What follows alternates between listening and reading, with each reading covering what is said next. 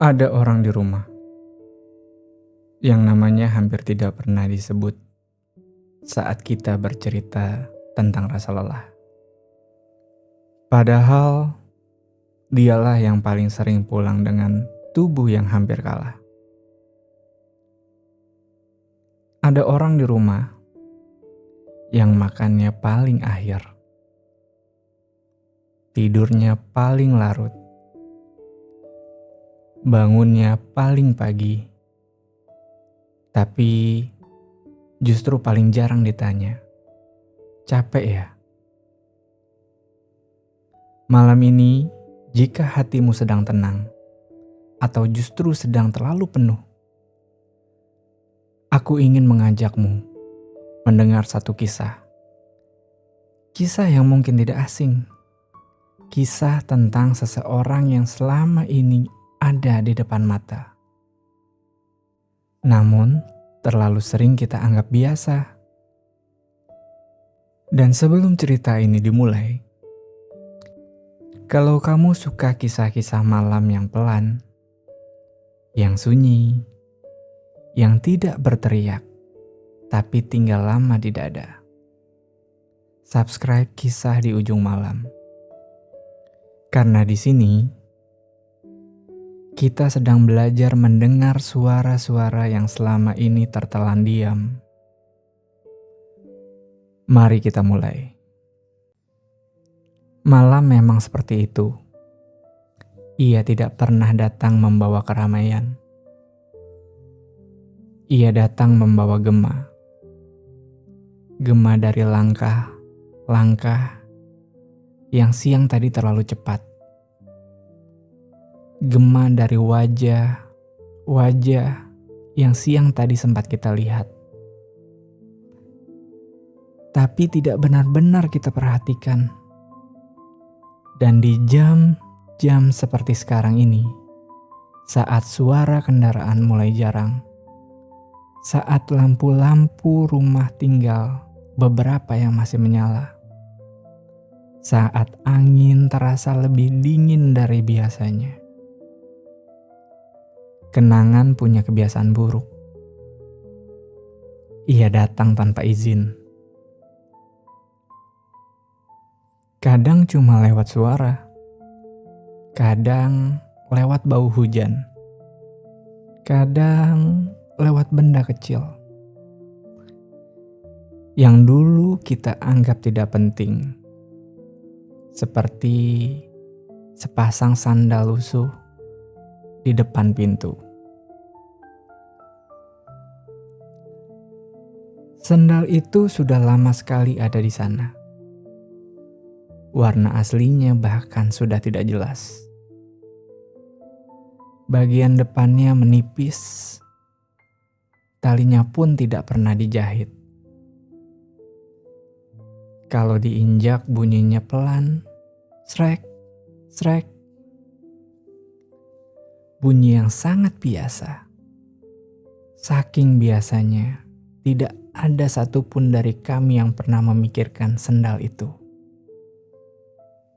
Kami hanya tahu itu sandal ayah. Sudah sesederhana itu.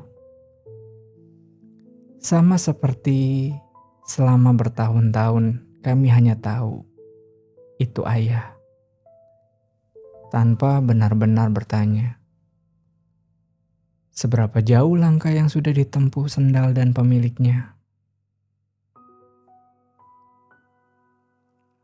Lucu ya, seringkali yang paling setia ada di depan mata.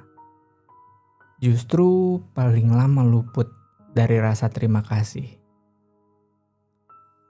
Namanya Damar, 47 tahun. Usia yang kalau dilihat dari angka sebenarnya belum terlalu tua. Tapi hidup kadang tidak menghitung umur dengan angka. Hidup menghitung umur dengan beban. Dan Damar sudah terlalu lama memikul banyak. Garis-garis di dahinya bukan datang karena marah. tapi karena berpikir. Kulit lengannya yang gelap, kuku-kukunya yang sering hitam terkena semen, debu, oli, atau entah pekerjaan apa lagi hari itu. Telapak tangannya keras, kasarnya bukan karena ia ingin terlihat kuat. Kasarnya karena hidup memang tidak memberi pilihan pekerjaan yang lembut. Ayahku bukan lelaki yang bisa pulang membawa cerita-cerita manis. Ia pulang membawa keringat, kadang bau matahari, kadang bau hujan, kadang bau lelah. Dan seringkali kami tidak tahu bahwa bau itu aroma perjuangan yang sesungguhnya. Dulu aku tidak dekat dengan ayahku. Aku hormat, iya, tapi dekat, tidak. Ada jarak yang aneh, jarak yang tidak kelihatan. Ayah terlalu diam. Kalau pulang kerja, ia duduk, minum air, bertanya seperlunya. Sekolahmu bagaimana? Sudah makan atau belum? Lalu selesai. Kadang televisi menyala tapi tidak benar-benar ditonton. Kadang ia tertidur sambil masih memakai kaos yang penuh debu. Sebagai anak, aku sering kesal. Kenapa ayah tidak seperti ayah teman-temanku? Kenapa ayah tidak suka ngobrol? Kenapa ayah seperti sibuk dengan dunianya sendiri? Dan karena umurku saat itu masih terlalu muda untuk memahami bahasa orang dewasa, aku pernah menuduh diam-diam. Ayahku dingin. Ayahku tidak hangat. Ayahku tidak pandai menunjukkan cinta. Ternyata aku salah. Bukan ayah yang dingin.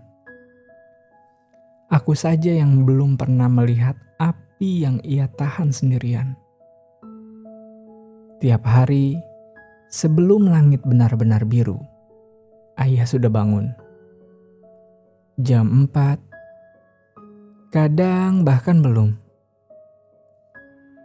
Rumah masih gelap. Azan subuh kadang belum terdengar. Tapi suara sandal itu sudah bergerak. Srek, srek. Suara keran air. Suara batu kecil. Suara pintu dibuka pelan. Pelan sekali. Seolah ia takut membangunkan tidur kami. Padahal yang lebih ia takutkan adalah membangunkan kekhawatiran. Karena setelah pintu itu tertutup, ayah tidak sekedar pergi bekerja. Ia membawa pertanyaan-pertanyaan yang sama setiap hari. Hari ini ada panggilan kerja atau tidak? Hari ini dapat uang yang cukup atau tidak? Hari ini bisa bawa pulang beras atau tidak? Hari ini ada yang harus ditunda lagi atau tidak?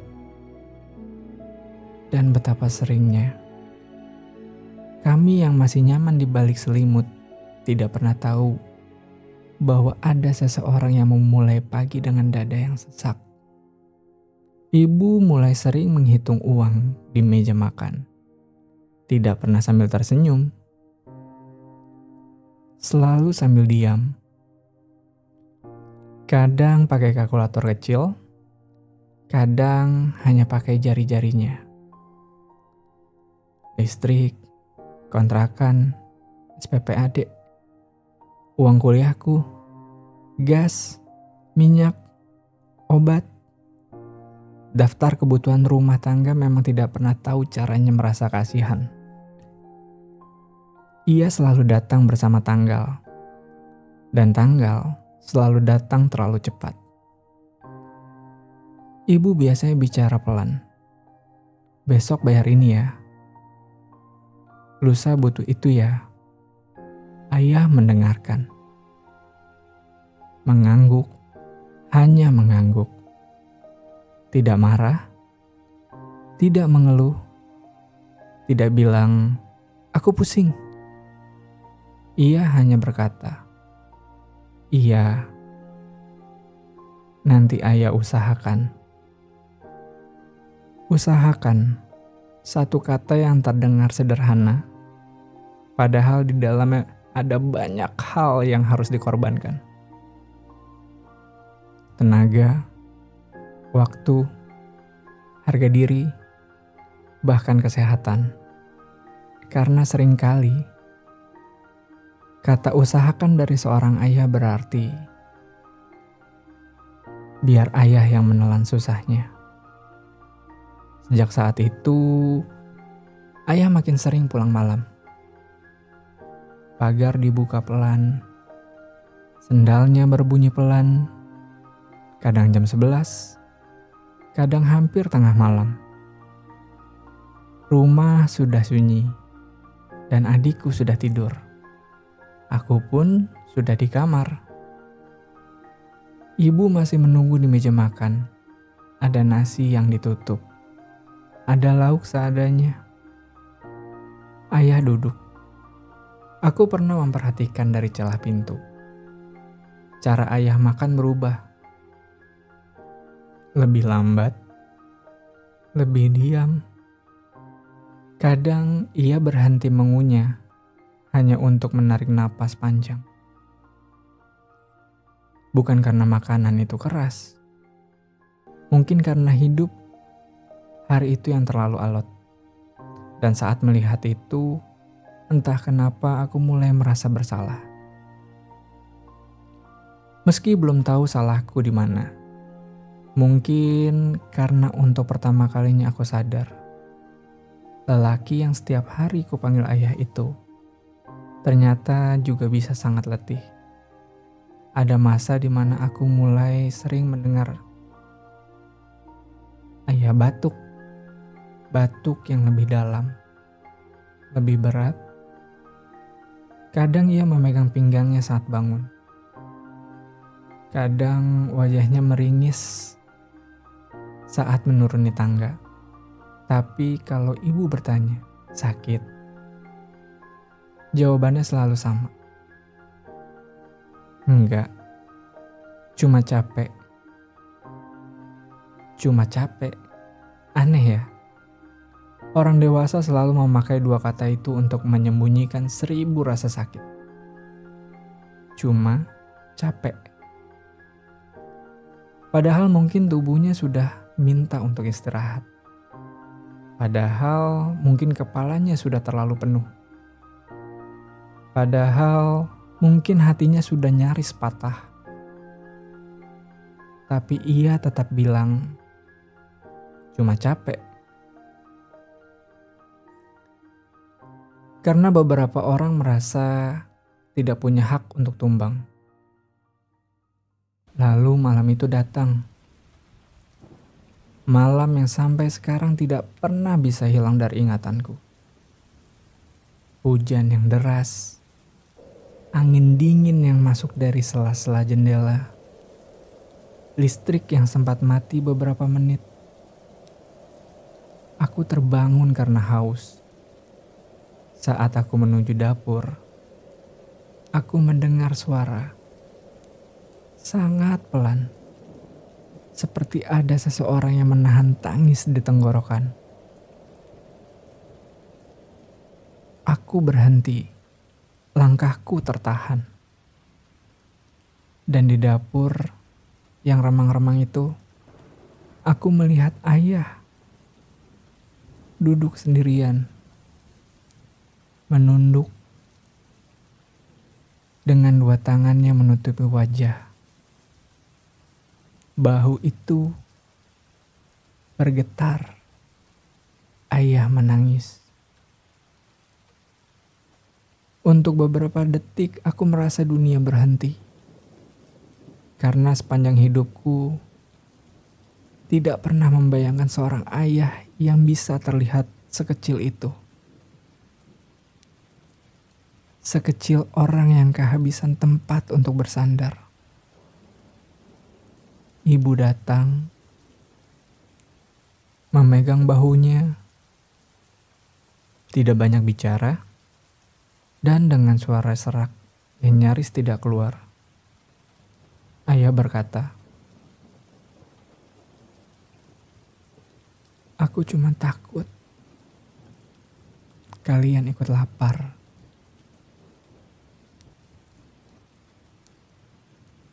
Kalimat itu tidak keras, tidak panjang, tidak juga dramatis. Tapi entah kenapa, rasanya seperti ada sesuatu yang pecah di dalam dadaku. Jadi selama ini, yang membuat ayah terus memaksa dirinya untuk berdiri, bukan karena ia tidak kenal lelah, tapi karena ia takut kami ikut merasakan jatuhnya. Malam itu aku kembali ke kamar, tapi tidak untuk tidur. Aku menatap langit-langit lama sekali. Dan untuk pertama kalinya dalam hidupku, aku merasa menjadi anak yang sangat terlambat. Terlambat paham, terlambat melihat, terlambat berterima kasih. Selama ini aku mengira ayahku jauh. Padahal aku saja yang tidak pernah berjalan mendekat. Selama ini aku mengira ayahku dingin. Padahal yang membeku adalah caraku menilai. Selama ini aku menuntut perhatian, tanpa pernah bertanya apakah orang yang kutuntut masih punya tenaga. Beberapa penyesalan memang tidak datang setelah kehilangan. Kadang ia datang tepat saat kita mulai mengerti.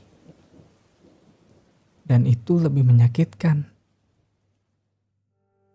Sejak malam itu, aku mulai memperhatikan hal-hal kecil. Ayah sering bilang kenyang, padahal lauk masih ada. Ayah menolak untuk beli baju. Ayah menunda untuk beli obat. Dan ayah memakai sendal lama yang sama. Ayah bahkan kadang menjahit sendiri tali sendalnya. Ayah selalu menaruh dirinya di paling belakang. Setelah ibu, setelah anak-anak, setelah kebutuhan rumah.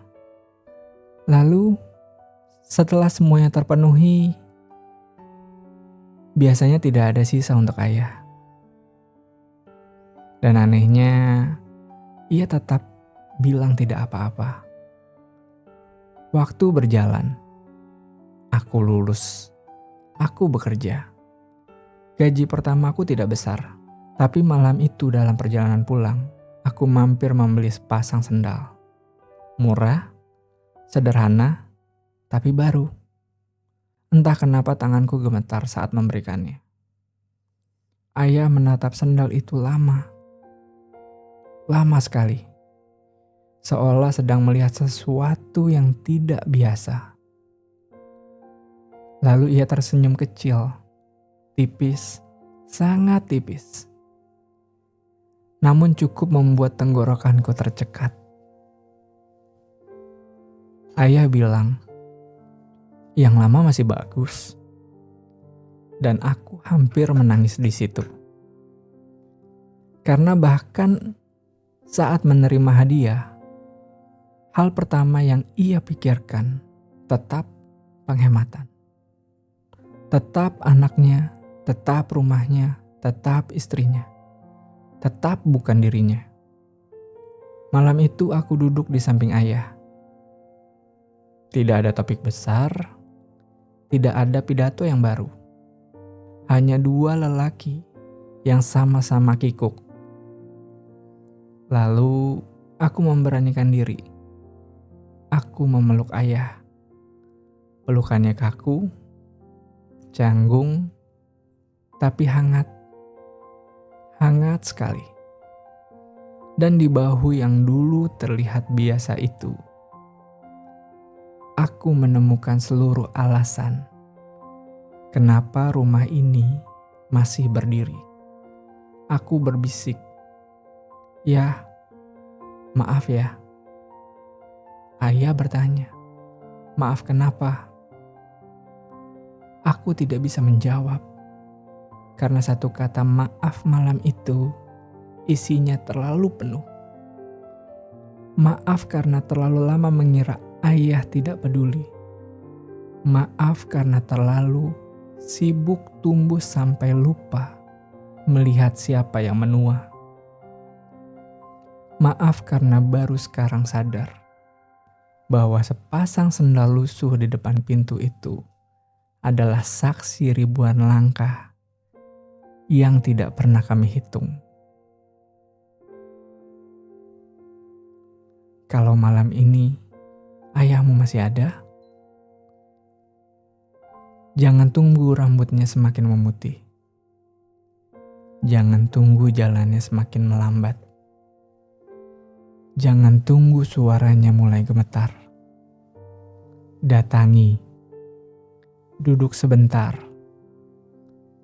Tanya kabarnya. Atau kalau sulit berbicara, cukup peluk. Karena ada banyak ayah di dunia ini yang sepanjang hidupnya sibuk memenuhi kebutuhan rumah, tapi jarang sekali dipenuhi kebutuhan hatinya. Merasa dihargai, dan kalau suatu hari sendal di depan pintu itu sudah tidak ada lagi, percayalah, rumah akan tetap berdiri, tapi ada bunyi langkah yang sangat dirindukan. Langkah yang dulu terdengar biasa, ternyata adalah bunyi cinta. Kalau kisah ini menemanimu malam ini,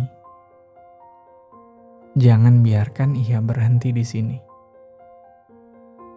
Bantu kisah di ujung malam menjangkau lebih banyak hati yang sedang sunyi, sedang lelah, atau sedang merindukan rumah. Dengan subscribe, like, dan share video ini, siapa tahu ada seseorang di luar sana yang setelah mendengar cerita ini akhirnya memberanikan diri dan berkata, "Ayah, terima kasih. Selamat malam."